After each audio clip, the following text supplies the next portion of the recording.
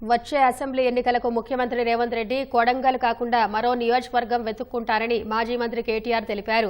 లగచర్ల ఘటనలో జైలు నుంచి విడుదలైన రైతులకు తెలంగాణ భవన్లో సన్మానం చేశారు.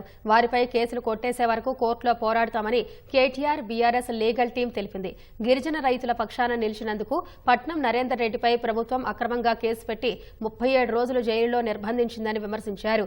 సీఎం రేవంత్ రెడ్డి రాష్ట్రంలో సెక్యూరిటీ లేకుండా తిరిగే పరిస్థితి లేదని వెల్లడించారు. బీఆర్ఎస్ జైత్రయాత్ర కొడంగల్ నుంచే ప్రారంభం కావాలే, మళ్లీ కేసీఆర్ సీఎం కావాలే అని వ్యాఖ్యానించారు.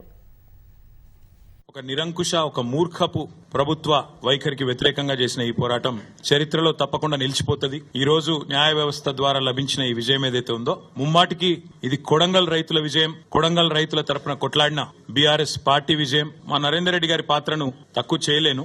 ఎందుకంటే ఆయన ఈ 37 రోజులుగా అనారోగ్య సమస్యలతో బాధపడుతూ కూడా ఏ ఒక్క రోజు కూడా తన గురించి తాను బాధపడలేదు. మేమెవ్వరం పోయి జైల్లో నరేందర్ ని కలిసినా ఆయన మాకు చెప్పింది ఒకటే, అన్నా నేను బాగానే ఉన్నాను, మీరు ఆ రైతుల సంగతి చూడండి, వారికి బెయిల్ ఇప్పించండి, అవసరమైతే నాకు 10 రోజులు ఎక్కువైనా పర్లేదు కానీ వారిని మాత్రం తొందరగా విడిపించండి, వారి కుటుంబాలు బాధపడతా ఉన్నాయి అని చెప్పిన ధీరోదాత్తుడు మా పట్నం నరేందర్ రెడ్డి.